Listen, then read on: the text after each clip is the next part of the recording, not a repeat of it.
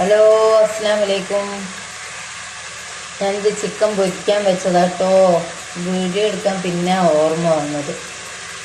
Chicken മുളകും മഞ്ഞളും ഉപ്പും ഗരം മസാലയും കൂട്ടി പെരക്കി വെച്ചിട്ട് പൊരിക്കാൻ വെച്ചതാണേ. ഹാഫ് വേവാകുമ്പോൾ നമുക്ക് എടുക്കാം. ഞാൻ മജ്ബൂസ് ഉണ്ടാക്കാനാണ് പോകുന്നത്.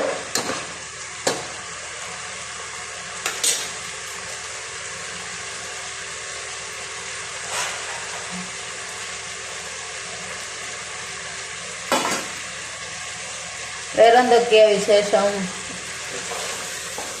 എല്ലാവർക്കും സുഖം തന്നെ. ചിക്കൻ മാറ്റി വെച്ചിട്ടോ ആ എണ്ണയിൽ തന്നെ ഉള്ളി വാട്ടും. ഒരു വലിയ ഉള്ളിയാണ് വേണ്ടുള്ളൂ. നല്ലപോലെ വഴറ്റും. ആ എണ്ണയിൽ തന്നെ വഴറ്റാണ്. ചിക്കൻ ഇതാ മാറ്റി വെച്ച്.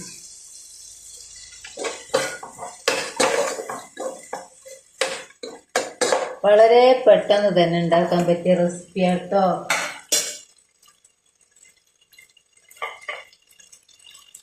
ഇത് ഇഞ്ചി, പച്ചമുളക്, 2 തക്കാളി, വെളുത്തുള്ളി, അത്രയും സാധനം പേസ്റ്റ് ആക്കിയതാണ്. അത് അതിലേക്ക് ഒഴിച്ചു കൊടുക്കുക.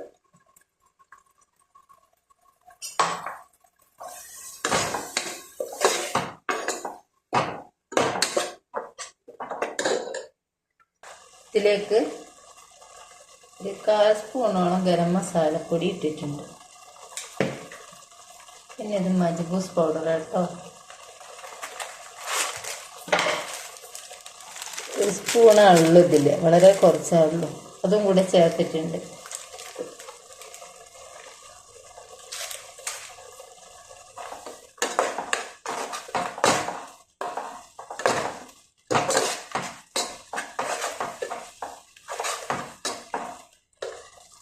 ഇതിന് ഞാൻ 5 പച്ചമുളക് ചേർത്തിട്ടുണ്ട്.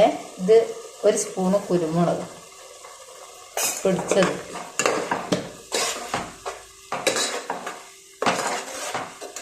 ഇനി നമുക്ക് ഉപ്പ് ചേർക്കാം. 1 സ്പൂണ് ഉപ്പ് ചേർത്തിട്ടുണ്ട്. ഒരു നാരങ്ങയുടെ ലെമൺ ജ്യൂസാണ് ഇത്. നല്ലപോലെ ഒന്ന് ഇളക്കി കൊടുക്കുക.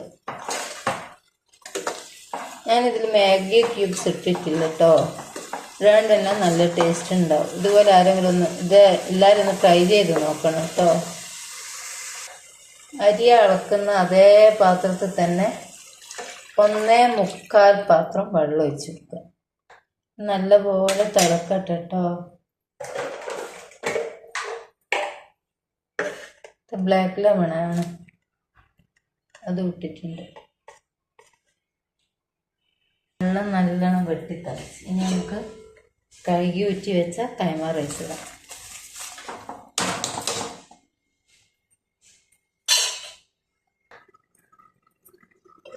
ഇത് ആർക്കേജ് ആട്ടോ. 1 സ്പൂൺ ഞാൻ ആർക്കേജ് വെച്ചെടുത്തിട്ടുണ്ട്.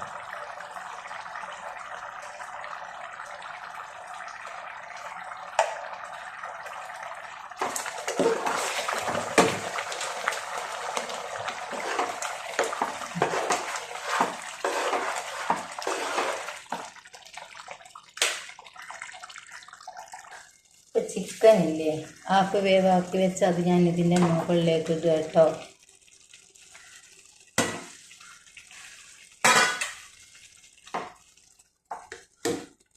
എല്ലാം കൂടെ ഒന്ന് വേവട്ടെ.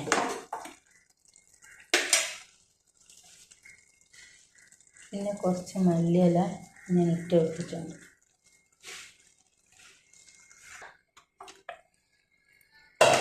ഞാനൊന്ന് ഇളക്കി കൊടുത്തിട്ടുണ്ട് കേട്ടോ. എല്ലാം കൂടെ ചിക്കൻ പൊടിഞ്ഞ് പോവാതെ നോക്കണേ.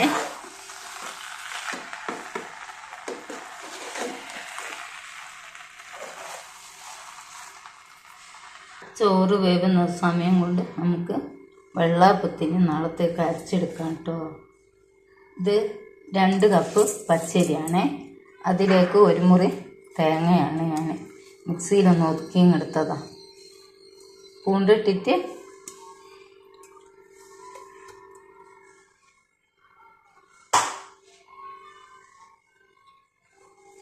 ഇതിലേക്ക് 1 കപ്പ് അളവിൽ ചോറ് എടുക്കുക.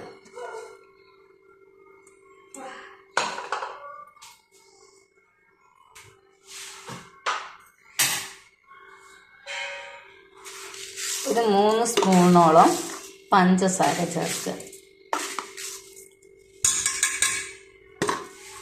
ഇത്തിരി വെള്ളം ഒഴിച്ച് നല്ലപോലെ നമുക്ക് അരച്ചെടുത്ത് കൊണ്ടുവരാം. ഇതാട്ടോ, ഈ പരുവത്തിൽ വേണം അരച്ചെടുക്കാൻ.